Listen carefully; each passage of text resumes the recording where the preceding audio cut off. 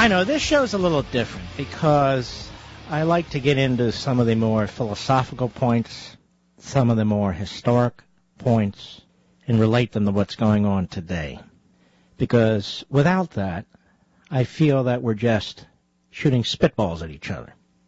The President of the United States had a press conference today. It was scary. It was pathetic. And all I could think of when I watched this press conference was, you are destroying my children's future.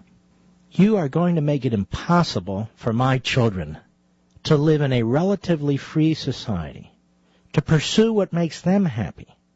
You are going to enslave them to a massive debt that you, as one man, one person, insists on imposing on this nation.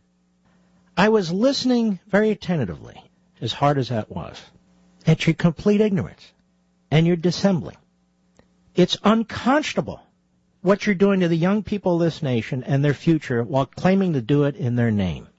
You are taking wealth that we have yet to create and squandering it.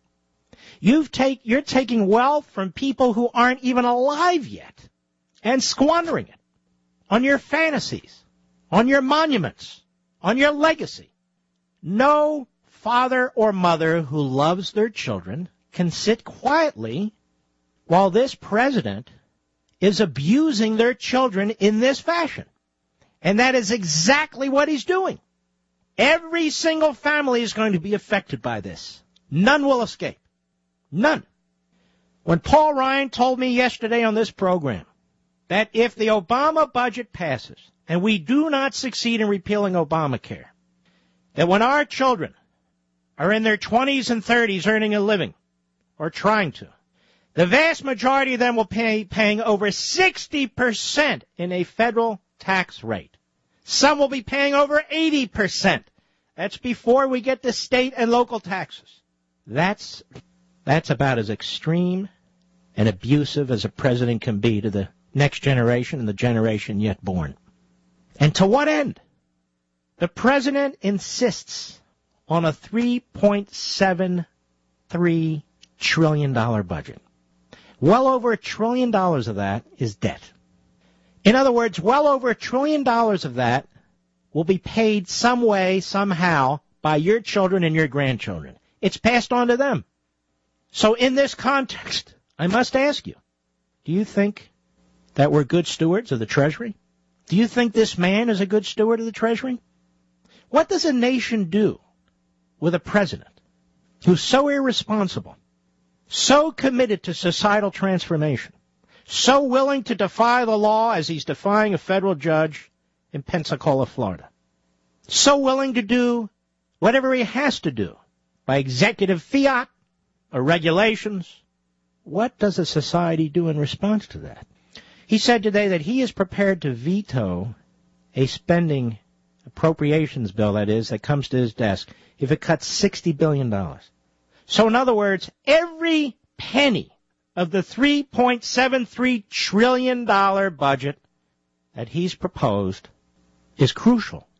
Now, you know that's not true. He won't even tolerate a $60 billion cut. Let me suggest something here, and I want you to start thinking about it, because we are far more concerned about the fate of this nation than our own president. We are far more concerned as a citizenry about the fate of this civil society than our president, who is constantly attempting through the law to change it, through spending to change it. Let me be very blunt with you, and you really need to start thinking about this. Do you agree with me that they must, in fact, shut down the federal government? Because that is the threat Obama and the Democrats keep hanging over the Republicans. In other words, either they get 90, 95, 98% of what they want, or they're saying, go ahead, Congress, shut down the government. My point is this. The government's going to shut down one way or another. In fact, if Obama has his way, it's going to collapse one day. Not on his watch.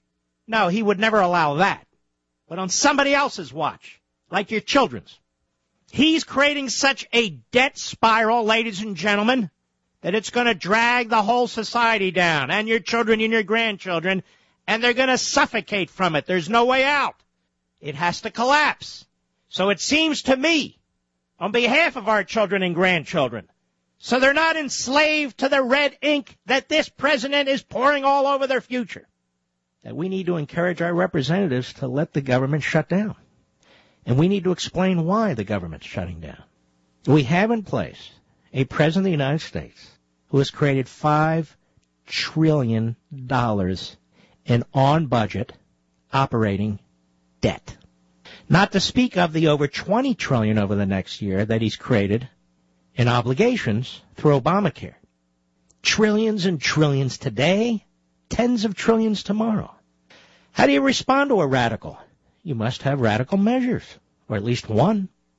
If the President of the United States believes that cutting $60 billion from $3.73 trillion is going to affect the basic services of the federal government, then there is no hope at compromise. There's no hope at negotiation. And those who are claiming they could deal with him because he's a centrist better wake the hell up fast, because he's not a centrist and he can't be dealt with. He must be defeated. He must be defeated. Now, back to this shutting down the federal government. It is crucial that we not rely on the Republican leaders to get the message straight, because they won't. And even if they did, the media hate them, and the media will not give them voice. If the government is shut down, it is shut down because the President of the United States insists on impoverishing our children and our grandchildren. He insists on it. He insists on enslaving them in a society where there will be perpetual debt and massive taxes, where they will not be able to share in the liberty that past generations did enjoy and fought to pass on to future generations. This is not a president who respects American history. He doesn't respect the American founding. He doesn't respect the rule of law. We know that for a fact. He doesn't respect the laws of economics. He doesn't respect the private sector. He doesn't respect you. Period.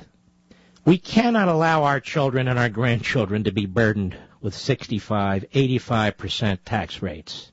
We cannot allow them to be burdened with a massive government-run health care system that doesn't care for them nor provide them with health.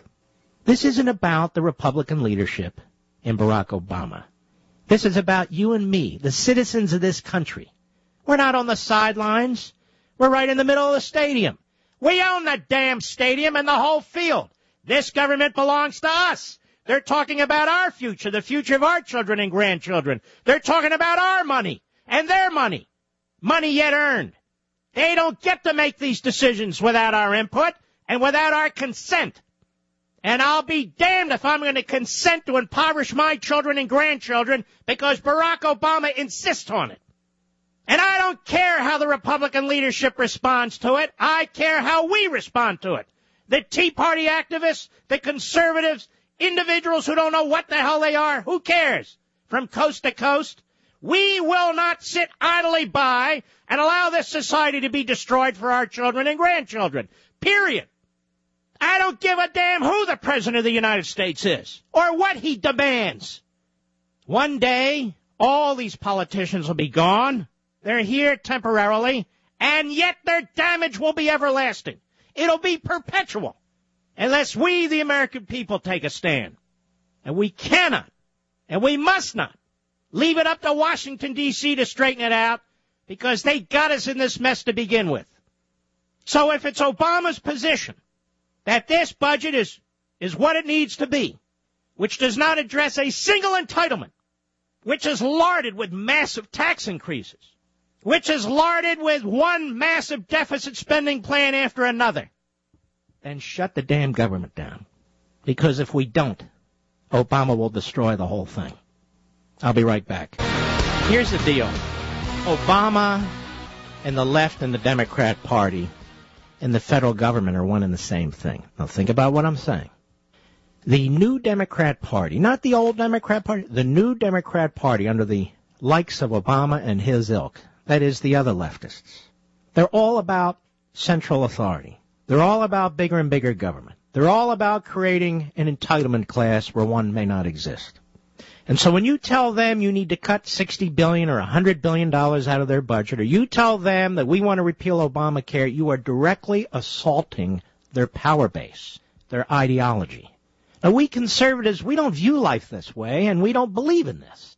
Government has certain specific responsibilities, and we don't want it to get so big. And yet these other people, for them, their agenda and the government, their power and the government, they're one and the same thing. You see my point? Now, you folks who are really reliant on a government check twice a month or once a month, I want you to listen to me. I want you to do your best to start putting some of that money away and saving it. Because with the radical recalcitrant, that is Obama in the White House, the government may well be shut down. And that cannot be something that conservatives take off the table. Because if this goes on for 2 more budgets, and if Obama's reelected, so it goes on for 6 more budgets, there's no hope for our children and our grandchildren. So particularly you seniors, if you honestly do not have any assets, I want you to take a little bit of your check and put it aside. And I know it's hard to do it now. Food prices are going up. Energy prices are going up. Exactly what Obama wants. What do you mean, Mark? What do you mean, what do I mean? He shut down deep water drilling. How many times do we have to go through this? His EPA is attacking dairy farmers and ranchers with livestock and farmers of all kinds. I mean, the attack on energy and on food production is right in front of your face. So the costs are going up. There's no question about it. This is what he wants. He wants you eating out of his hand. He and his ilk, that is the leftists, the statists, they want you reliant on your energy, on your food, on your survival, on your health care, reliant on them. This is why we must draw the line now and say, screw you. We'll be right back. A study by the Federation for American Immigration Reform back in July, as our dear friends at Canada Free Press point out, John Lilpop, illegal immigration costs us $113 billion a year, they guess. $113 billion a year at the state and local federal level. And yet I have in front of me a report by our friends at CNSnews.com that Homeland Security Secretary Janet Napolitano released a budget document that indicates the Department of Homeland Security does not intend to put a single additional mile of the U.S. border under effective control in either fiscal year 2011 or 2012. They want to build a new railway system, but nothing for the border, which is draining communities of resources.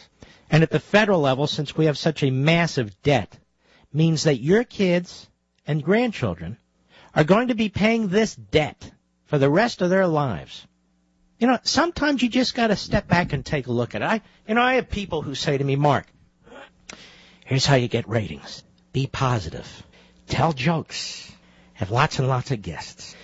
Do stuff like, excuse me. This isn't the morning zoo program. Now, ladies and gentlemen, this is happening in front of us, all around us. This administration, like the one before it, didn't give a damn about citizenship. That's what we're talking about. Who is and is not an American citizen. And we're being lectured by the former president's brother, Jeb Bush, to embrace amnesty. That's what it is. We're being lectured by the head of the other party, Obama, in essence, to accept amnesty. What about that cost on society in every respect? These people are supposed to be lawmakers, not lawbreakers. I'm talking about the people in office. Can you imagine a former governor of Florida besmirching individuals who are asking that the federal government enforce its own immigration laws, who are concerned about what's going on in their communities in terms of their property taxes, law enforcement, schoolrooms, and all the rest, being told to get with the program? Get with what program? Look around you, ladies and gentlemen. Can you imagine the governor, another governor of Indiana, who I'm being told over and over again is pro-life and all these other things? Fine. But he also said the social issues need to take a back seat now. When you have a culture that is crumbling, because the bottom line is these fiscal policies are immoral. They are immoral. Plundering with the use of the law is immoral. Bankrupting future generations is immoral. And it destroys a society. It destroys a culture.